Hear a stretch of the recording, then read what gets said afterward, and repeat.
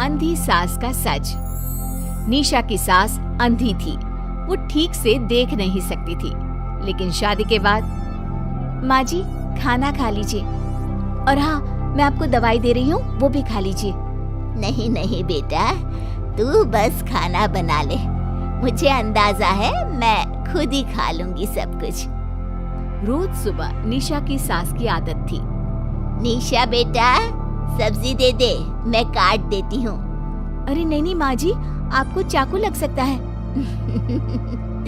नहीं नहीं बहू, मुझे अंदाजा है कि कैसे काटना है, काफी वक्त से कर रही हूँ ना मैं। वैसे भी डॉक्टर ने कहा है कि थोड़ा बहुत काम करना जरूरी होता है। माँ जी, डॉक्टर ने कहा है तो दे देती हूँ आपको, लेकिन मेरा मन नहीं मान रहा। अरे बहू, काम नहीं करूँगी तो कैसे चलेगा, बिल्कुल ही अपाहिज हो जाऊंगी। निशा सास को वो जो काम बोलती वो करने दे देती है। एक दिन निशा की सहेली का फोन आता है। सास सुन रही होती है कि वो किसी से बात कर रही है। क्या हो गया रमा, हमेशा परेशान से ही क्यों रहती हो? आ जाओ ना कभी मेरे घर पर। अरे नहीं रे, तुझे परेशान नहीं करना चाहती हूँ। मैं जानती हूँ तेरी सास अंधी है। अरे कैसे मैनेज करती होगी तू अकेले? मेरे घर में मेरी सास कोई काम नहीं करती। मैंने तो इनको साफ कह दिया है कि काम करेंगी तो ठीक है, नहीं तो इन्हें वृद्धाश्रम छोड़ आऊंगी। निशा की सास सहेली की बात सुनकर डर जाती है।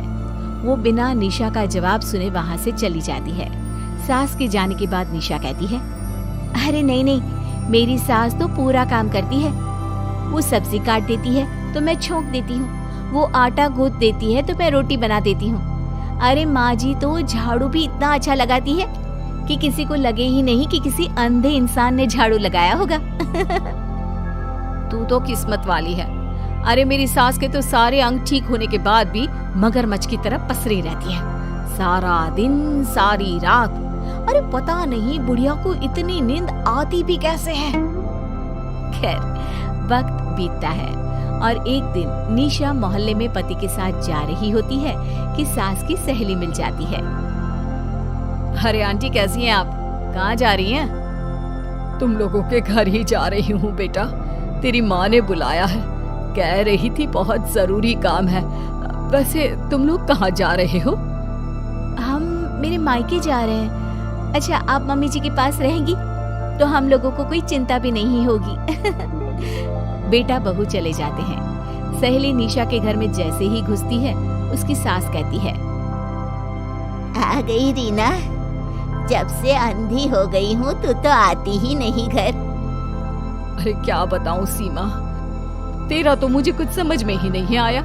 अरे जैसे ही बेटी की शादी हुई उधर तू अंधी हो गई, कैसे? मतलब समझ में नहीं आया। सास जोर जोर से हंसती है। अरे पागल हो गई है क्या? किसी अच्छे डॉक्टर को दिखाना, ठीक हो जाएगी। मन नहीं करता क्या दुनिया देखने का?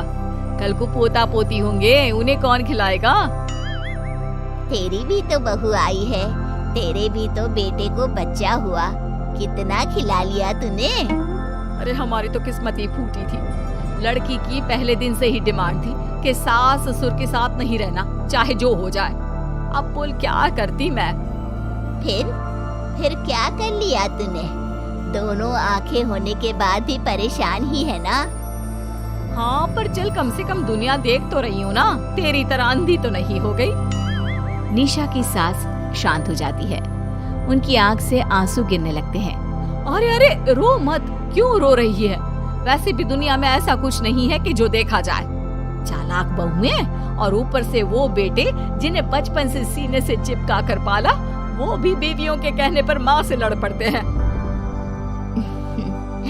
तेरी गुलाबी रंग की साड़ी बहुत अच्छी लग रही है, और ये जो चश्मे का फ्रेम है ना, जच रहा है तुझ पर। सहेली शांत हो जाती है। मतलब तू अंधी नहीं है, तू देख सकती है। हाँ, तू मेरी सबसे खास सहेली है, इसलिए बता रही हूँ। मैं ठीक हूँ, बिल्कुल ठीक। अरे तो फिर अंधी होने का नाटक क्यों कर रही है? दुनिया देख ली है मैंने, देखा है मैंने कैसे सास को देखकर बहुएं रंग बदलती है। मैं अपने बेटे के बिना नहीं रह सकती, पति का साया तो पहले ही उठ गया। बेटे को बहू ले गई तो क्या करूंगी? सारा काम कर देती हूँ, वो इसी में खुश है। सहेली निशा की सास को गले लगा लेती है। लेकिन झूठ बोलकर कब तक? अरे कब तक ऐसे रहेगी? थोड़ी ही देर में बाहर से बेटा बहू के आने की आवाज आती है। बस चुप कर, जो मैं कर रही हूँ बस साथ दे मेरा, नहीं तो। बहू घर पर आती है। सामने 2 कप में चाय, शादी के एल्बम और कुछ खाने पीने का सामान रखा था। माँ जी, कुछ खाया आपने? खाना क्या है बहू, बस चाय पी है। सब्जी दे दे, मैं काट देती हूँ, रात के खाने की तैयारी हो जाएगी। अरे नहीं माँ जी, मैं खाना बना लूंगी, आप आंटी के साथ बैठिए ना। बहू सारा खाना बनाकर सास को आवाज देती है और सभी बैठकर खाना खाते हैं। माँ जी, ये लीजिए, कटहल खा लीजिए, ये कह रहे थे कि आपको बहुत पसंद है। हाँ हाँ, ला दे। बहू सास को रोटी का डिब्बा पकड़ाती है, लेकिन सास नहीं पकड़ती। वो कटहल देना बहू। बहू जल्दी से सास को कटहल दे देती है। अगले रोज फिर सास झाड़ू लगा रही होती है कि बहू कहती है, माँ जी, आप ठीक से झाड़ू नहीं लगा रही, पीछे देखिए कितना सारा कचरा फैला हुआ है, लाइए मैं लगा देती हूँ। सास डर जाती है और पीछे देखती है। कहाँ बहू? अरे कहीं तो नहीं है कचरा, देख। नहीं माँ जी, आप देख नहीं सकती ना, इसलिए आपको नहीं दिखा। बहू सास से झाड़ू लेकर सारे घर में झाड़ू लगा देती है। सास अब जो काम करने जाती, बहू उनसे छीन लेती। क्या बात है बहू, आजकल तुम मुझे कोई काम क्यों नहीं करने देती? माँ जी, काम ही क्या है, हम 3 लोगों के लिए खाना और 2 कमरे की घर की सफाई, ये तो मैं आसानी से कर सकती हूँ। सास को समझ में नहीं आता कि आखिर बहू ऐसा क्यों बोल रही है। वो कुछ दिनों तक सब देखती है और फिर एक दिन बहू की सहेली आती है। अरे रमा, क्या बात है, कैसे आना हुआ? बैठ, मैं चाय लाती हूँ। अरे नहीं नहीं निशा, तू सहेली से बात कर, मैं ले आती हूँ चाय। वाह, क्या बात है, तेरी सास को आंख से दिख भी नहीं रहा, लेकिन चाय बनाने को तैयार। और एक मेरी वाली है, हाथ पैर हिलाने की भी पैसे लेती है। वैसे यार आज मैं रिलैक्स हूँ, छोड़ आई मैं उन्हें वृद्धाश्रम।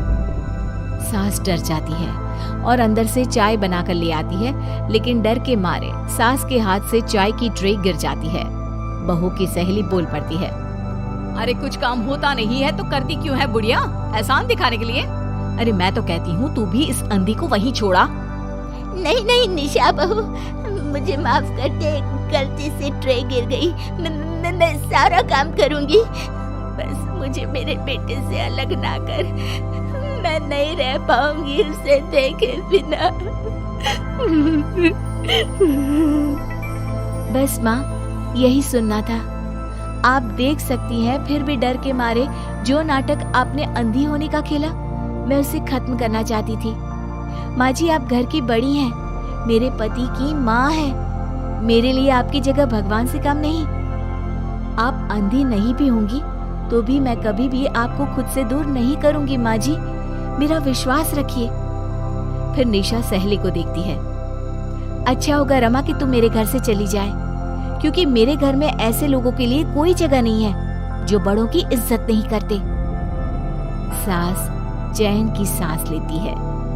जीती रहे बहू, जीती रहे।